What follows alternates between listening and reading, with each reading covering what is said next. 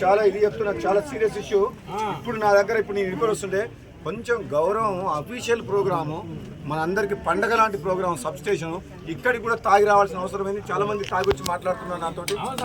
ఒక మర్యాద, పద్ధతి, గౌరవం ఏమైనా ఉందా? సిగ్గుతో తాగించుకోవాలి. పొద్దునాక తాగడానికి బుద్ధి ఉండాలి. భార్య పిల్లలు సోయి ఉండాలి. ఉదయం లేచి తాగడానికి. బెల్ట్ షాపులు బంద్ చేయమని చెప్పిన. ఎవరు బంద్ చేయాలి? మీ ఊరోళ్ళందరూ బంద్ చేయాలి.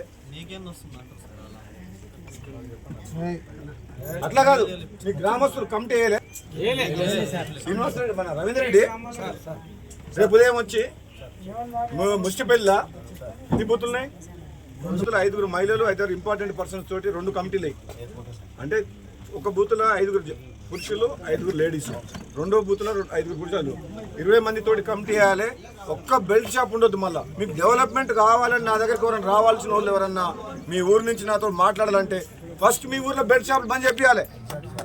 మీరు తాగి నాతో మాట్లాడుతుంటే నేను బెల్ట్ షాప్ మీకు డెవలప్మెంట్ చేయాలనా? ఈ పద్ధతేనా? మర్యాదనేనా? ఉదయం 5 గంటలకు 6 గంటలకు ఉదయం 5 అవుతారు. అర్థమైతే చెప్తే నేను 8 నెలల నుంచి చెప్తున్నా. మీ అందరికి కూడా ప్రతి ఒక్కరు చెప్తున్నా. 8 నెలల నుంచి ఎన్నో రోజుల నుంచి చెప్తున్నా. ఉదయం చేసి సీఏ గారు మీరు పొద్దున క్యాంప్ వేయండి. మళ్ళీ కొన్ని షాపులు అంజయ్ మళ్ళీ సార్ నువ్వు నాకు ఫోన్ చేస్తే నీ ఫోన్ ఎత్తా నేను.